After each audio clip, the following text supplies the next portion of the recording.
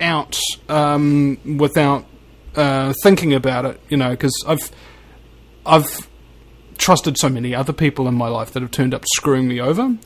And so I have chosen to model myself on the person who is the direct antithesis to that. So somebody who does not violate somebody's trust, somebody who you can bare your soul and your heart with without fear of rejection or judgment.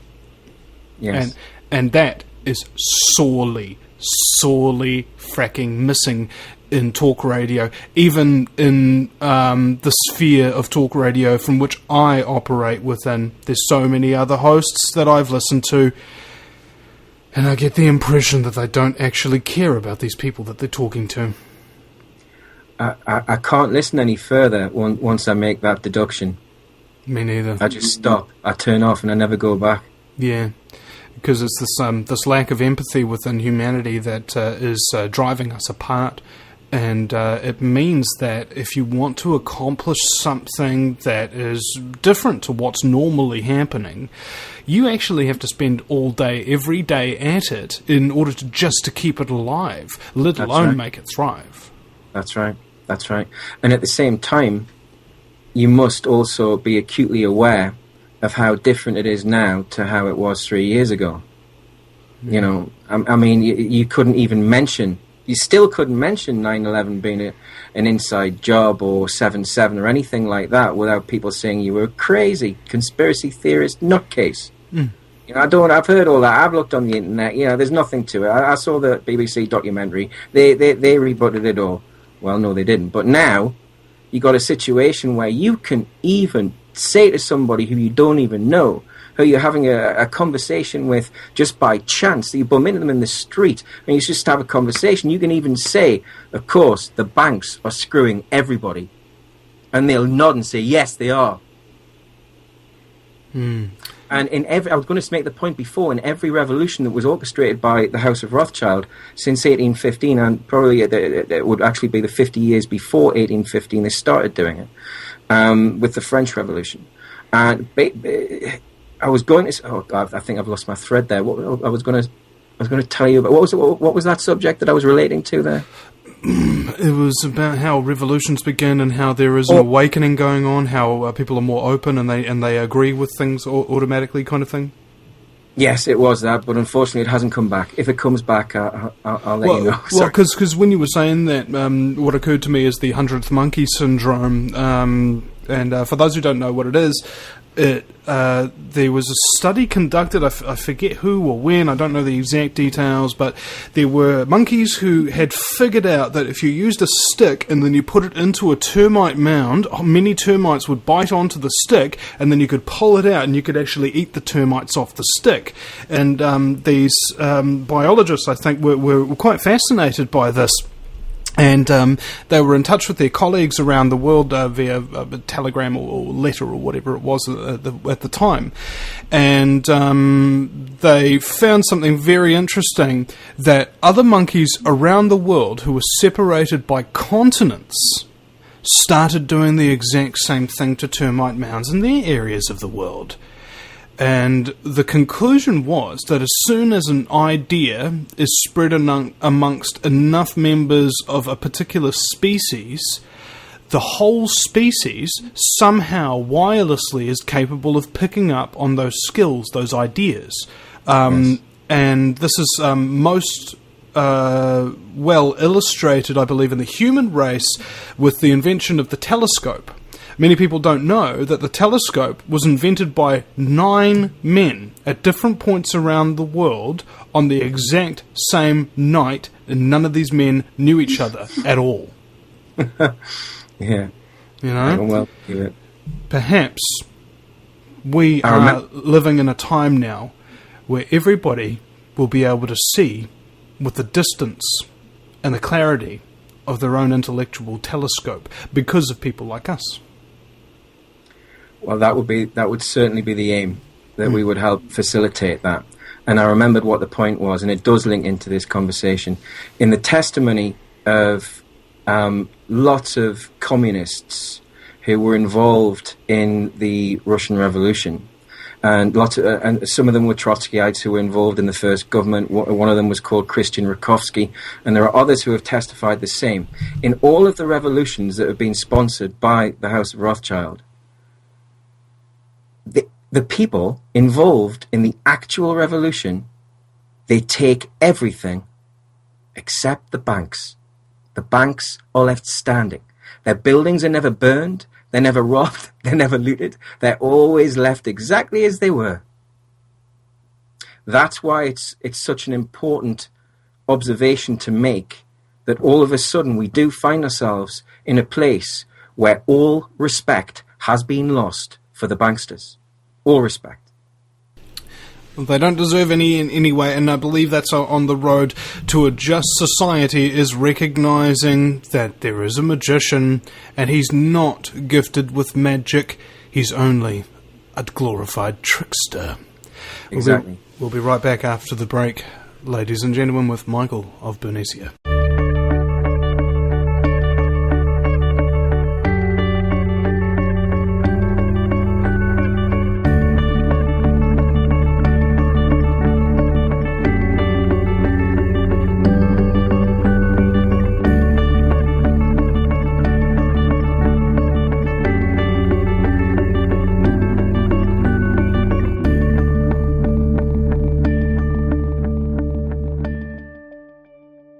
And welcome back, ladies and gentlemen. My very special guest is Michael of Bernicia. And what was your website, just one more time, with the dash in it? Self-realization with an S.com. There we go, self-realization with an S.com. Okay.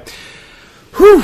All right, now, in terms of health, there's a number of different ways of it. You know, there's physical health and your mental health and your spiritual health and what have you. And I think what's happened to society, and I'm pretty sure you'll agree with me, is that all forms of health are under attack. At least for those of us slaves of the plantation. The rest of people, on the other hand, which, I don't know, it's probably only a couple of thousand people, know precisely what's going down, and will not touch GMOs, only have the finest fluoride-free water, and continue to tell us all that it's good for us, while not practicing what they preach, like the royal family, for instance. And I think that's a microcosm of everything, I think. It is. I agree. Have you seen any of the research that I've done on the illegitimacy of the English monarchy? No, but frankly, I barely even need to see any research in order to think that the British monarchy is illegitimate. Right, I agree. Just upon general assumption, they're illegitimate. You know. Of course. But wouldn't you be interested in a legal argument that is without weakness, that could actually take down the crown in a court that wasn't a rigged game? I'd be more in favour of beheading, but let's do it your way instead. Well, what if I just attempted to whet your appetite a little bit more by saying that it would mean, if my argument is correct, it would mean that there is no valid law either in the United Kingdom of ill-gotten gains or any of Her Majesty's so-called dominions. I'm kind of already on that playing field, yeah. Right, okay. Well, the argument is very simple.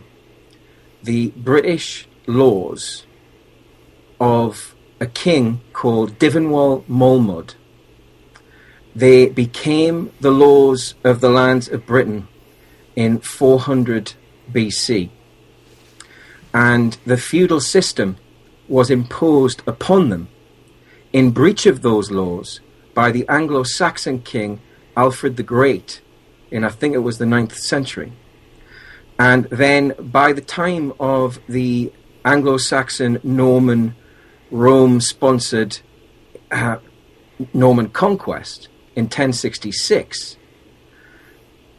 that pretty much destroyed all of the remaining indigenous peoples of Britain. who had followed the Mamertine laws, and the Mamertine laws stated that the only way that those laws could ever be suspended was by a unanimous convention of the people. Because under the Mamertine laws, the people were above the king or the lord. The king had no more rights than any other man or woman. They just had different roles and responsibilities. Now, I'm going to cut to the chase here and say that while it's a very, very interesting read, and I have it up on the website, the Mamertine laws can be found in the Our Stories section at selfrealization.com. It's a very interesting read, and it's certainly not the case that all of them could be applied now, but a lot of them, they have been in the past for many centuries. And the feudal system is anathema to the Mamertine laws. In other words, it could not be ever lawfully imposed upon it, which means that no laws of any of the so-called Anglo-Saxon kings of England from the beginning to the present day, none of those laws are valid. Every single one of them is void ab initio. Every single one of them. Which means there isn't even an argument for a legitimate state in any so-called Commonwealth country. I thought that was because of just pure logic, but you've actually found a historical legal argument in order to prove it. That's my position, yes. Well, I think this is a good idea, actually, because what I find strange about... You've heard of the Golden Rule, haven't you? He who has the gold makes the rules. I saw this film called 3,000 Miles to Graceland, and they were these criminals. They'd just robbed a casino, and they were sitting around this table with all of this money, and one of them had died, and they were divvying up his stash, and the leader was like, no, it's like Kevin Costner, and one of the little guys doesn't like what he's saying, that he wants to keep his money, right? And so he pulls out his gun and he puts it on the table, and the leader says, "You've forgotten the golden rule." And he shoots him underneath the table. And he says, "He who has the nickel plated makes the rules."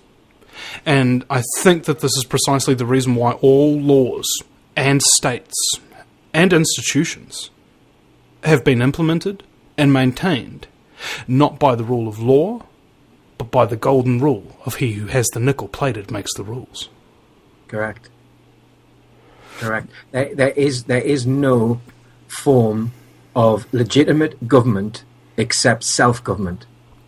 It is a myth that there is any legitimate form other than self-government. Yeah, I saw this great picture on Facebook one time. Oh, no. Actually, it was Mark Passio. Mark Passio from whatonearthishappening.com showed this picture in one of his presentations. It says, statism.